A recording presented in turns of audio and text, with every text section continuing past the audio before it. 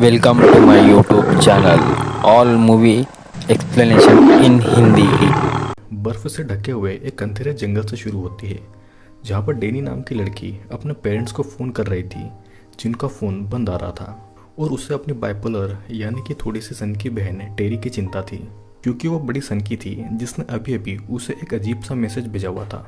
डेनी फिर अपने boyfriend Christian को कॉल करती है, जो कि अपने दोस्तों जोश, मार्क और पेले के साथ में था। क्रिश्चियन ने डेनी को चिंता नहीं करने के लिए कहा, क्योंकि हो सकता है कि ये टेरी का कुछ नया ड्रामा हो। फिर उसके फोन रखने के बाद में डेनी को एक अननोन नंबर से कॉल आता है और दूसरी तरफ जोश और मार्क ने क्रिश्चियन को डेनी से ब्रेकअप करने के लिए कहा था, क्योंकि क्रिश्चियन भी काफी टाइम से ऐसा ही करना चाहता था। अब ये सभी स्वीडन घूमने भी जा रहे थे। पेले ने उसे बताया कि उसे वहां पर उससे भी अच्छी लड़कियां मिल जाएगी। फिर हम देखते हैं कि डेनी फिर से क्रिश्चियन को रोते हुए कॉल करती है और इसके साथ ये सीन यहीं पर कट हो जाता है। फिर अगला सीन डेनी के पेरेंट्स के घर पर आता है, जहाँ पर कुछ ऑफिसर्स आए हुए थे और देखते हैं कि टेरी यानी कि डेनी की बहन ने घर में कार्बन मोनोऑक्साइड गैस भर दी थी, जिससे कि उसके पेरेंट्स मर गए थे। और अब टेरी ने भी अपने मुंह में गैस का पाइप डालकर टेप से चिपका दिया था, जिसके कारण उसकी भी जल्दी मौत हो जाती है। क्रिश्चियन डेनी को सहारा देने के लिए उसके घर पर आता है, जिसके बाद में डेनी उसके साथ अपने दोस्तों के पास आ गई थी ताकि वो इस हादसे को भुला सके। वहां पर उसे पता चलता है कि क्रिश्चियन स्वीडन में होने वाले मिड समर सेलिब्रेशन के लिए हरगा नाम के गांव में जा रहा है, जो कि पेले का गांव है। और ये सेलिब्रेशन हर 90 सालों में 9 दिनों के लिए होता है। जोश को इस सेलिब्रेशन के बारे में अपने एंथ्रोपोलॉजी के एसे में लिखना है, जिसके लिए वो बहुत ही ज़्यादा खुश था। क्रिश्चियन ने बस एक अच्छा बॉयफ्रेंड बनने के लिए डेनी को आने के लिए कहा, जिसे डेनी ने हाँ कर दिया था। लेकिन क्रिश्चियन ने उससे बोला कि डेनी अगर नहीं आना चाहती है तो वो नहीं आ सकती है, क्योंकि उसे अभी भी अपनी फैमिली के मर्डर सुसाइड का दुख होगा। वापस आकर डेनी इस बात से बहुत ज़्यादा दुखी थी कि अब उसे क्रिश्चियन की ट्रिप के बारे में पता चल रहा है, जिसके लिए वो 2 हफ्तों में निकल रहे हैं। दोनों फिर क्रिश्चियन के दोस्त के घर आते हैं और क्रिश्चियन के कुछ देर बाहर जाने पर पेले ने डेनी को मिड समर के रीति रिवाजों के बारे में बताया, जिसके आखिर में वो एक मे क्वीन को चुनते हैं। फिर पेले ने डेनी को उसकी फैमिली की मौत के बारे में उसका दुख भी जताया और ये कहा कि उसके पेरेंट्स भी मर चुके हैं। मगर इतना सुनकर ही डेनी उदास होकर बाथरूम में जाकर रोने लग गई थी। जिसके बाद में डेनी ने क्रिश्चियन और उसके दोस्तों के साथ में उस ट्रिप पर जाने का फैसला कर लिया था। फिर हम देखते हैं कि सभी हरगा पहुंच जाते हैं और सब पेले के भाई इंगमार और एक इंग्लिश कपल साइमन और कोनी से मिलते हैं। ग्रुप ने फिर मैजिक मशरूम लिया, जिस पर इंगमार ने डेनी को मशरूम टी पीने को कहा, क्योंकि वो बहुत ज़्यादा अच्छी थी, जिसे पीने के लिए डेनी मान गई और उसे सबके साथ इस ट्रिप में मज़े आ रहे थे। पर फिर पेले ने कहा कि ये ग्रुप उसकी फैमिली जैसा ही है, और ये सुनकर डेनी को बड़ा अजीब लगा और वो अकेले ही वहाँ पर घूमने निकल गई थी। धीरे धीरे उसकी ट्रिप खराब होने लगी थी और फिर जब उसने एक बड़े ग्रुप को उसकी तरफ हंसते हुए दिखा तो उसे वहाँ पर बड़ा गुस्सा आ गया था, जिसके बाद में वो फिर एक शेड में आकर रोने लग गई थी। लेकिन वो अचानक अपने पीछे टेरी को देखती है, जिससे कि वो घबरा गई थी और डेनी भागकर जंगल में आ जाती है, जहाँ पर पेड़ों के बीच में वो गुम हो जाती है और वहीं पर बेहोश भी हो जाती है। उसे फिर टेरी और अपने पेरेंट्स के बारे में सपना आया और वो 6 घंटे के बाद में क्रिश्चियन के पास आकर उठती है। फिर वे दोनों अपने बाकी दोस्तों के साथ में गांव में हरगा कम्युनिटी से मिलने आए हुए थे, जहां पर जोश लोगों से इस फेस्टिवल के बारे में जानकारियां ले रहा था। पर जब उसने उनसे वहां पर बनी हुई एक सुनहरी टेंट के बारे में पूछा तो किसी ने भी उसका सीधा जवाब नहीं दिया। फिर हम देखते हैं कि माजा नाम की एक लड़की को वहां पर क्रिश्चियन पसंद आ गया था, तो वो उसे अपने पैर से मारकर भाग गई। फिर उस दिन डेनी का बर्थडे था, तो पेले ने उसे उसकी एक ड्राइंग बनाकर दी, जिस पर डेनी उसे बताती है कि क्रिश्चियन उसका बर्थडे भूल गया है। तो फिर कुछ देर के बाद में क्रिश्चियन ने उसे एक केक लाकर उसे मनाने की कोशिश की। उनसे वहां पर यह पूछा गया कि दोनों कब से साथ में हैं, जिस पर क्रिश्चियन बताता है कि वो 3 सालों से साथ में है। लेकिन डेनी उसे ठीक करते हुए कहती है कि वो 3 नहीं 4 सालों से एक साथ में है। अब पहले फिर सबको उस जगह पर लाता है जहाँ पर वो सोने वाले हैं, और फिर अगले दिन उनका ग्रुप बाकी कम्युनिटी के साथ में खाना खाने के लिए आ गया था, जहाँ पर गांव के 2 सबसे बुजुर्ग लोग युलवा और लेबरर मेहमान बनकर वहाँ पर आए हुए थे। और फिर वे वहाँ पर जोर जोर से सांसें लेने की प्रैक्टिस करने लगे थे, जिसके बाद में सभी उनके पीछे पहाड़ पर आ जाते हैं। फिर हम देखते हैं कि दोनों बुजुर्गों ने गांव वालों के हाथ काटना शुरू किए और डैनी और उनका ग्रुप ये देखकर हैरान रह गया कि याल्वा पहाड़ से कूद गई थी। वो मुंह के बल पहाड़ से कूदी थी और पत्थर पर गिरी थी, जिससे कि सभी ने उसकी दर्दनाक मौत अपनी आंखों से देखी थी। लिबरल भी उसके पीछे पीछे कूद जाता है, मगर उसका सिर्फ पैर टूटता है, जिससे कि वो दर्द में चिल्लाने लगा था और सभी गांव वाले उसके ही जैसा चिल्लाने लग गए थे। फिर 3 गांव वाले आगे बढ़ते हैं और लेबरर के चेहरे पर हथौड़ा मार देते हैं, जिससे कि लेबरर की मौत हो जाती है।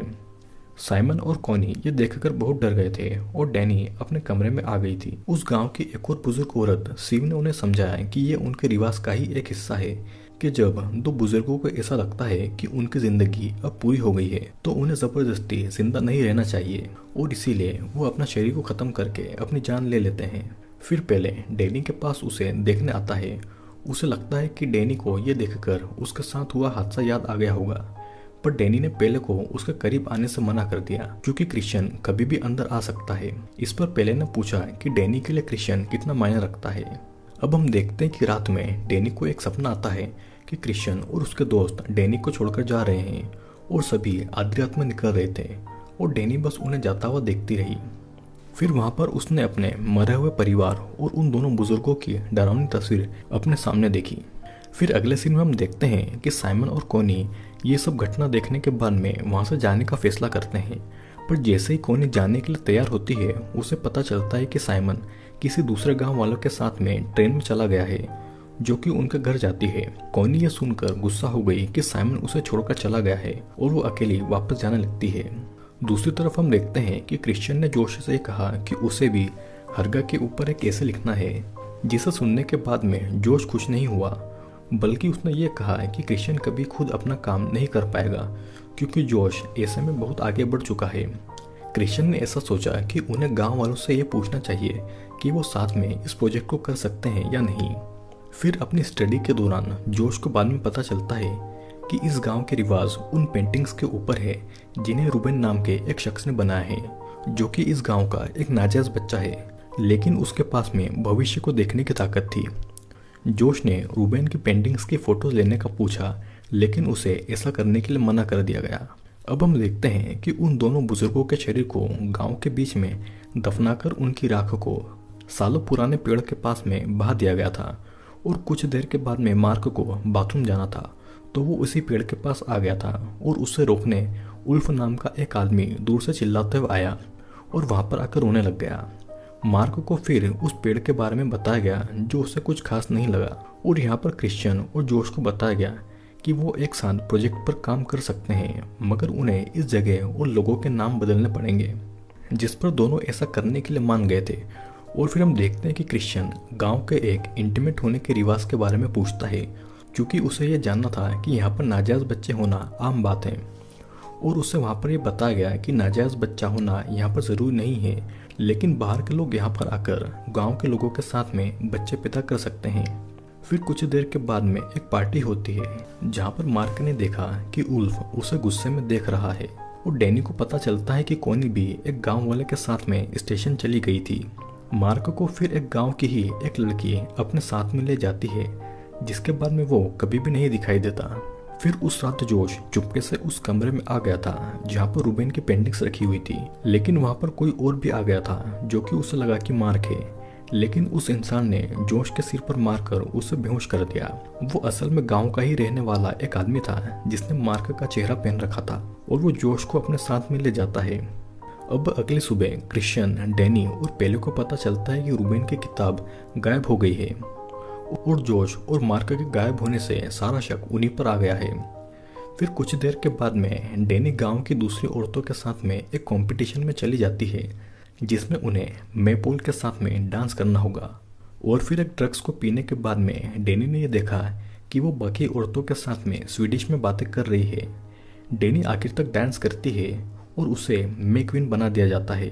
फिर उसी टाइम क्रिश्चियन ने एक ड्रिंक पी जिससे नशे में आकर उसे माजा के साथ में इंटीमेट होने के लिए ले जाया गया और जब दोनों आपस में इंटीमेट हो रहे थे तो गांव की बाकी औरतें उनके सामने बिना कपड़ों के खड़ी होकर माजा के ही जैसी आवाज़ें निकाल रही थी।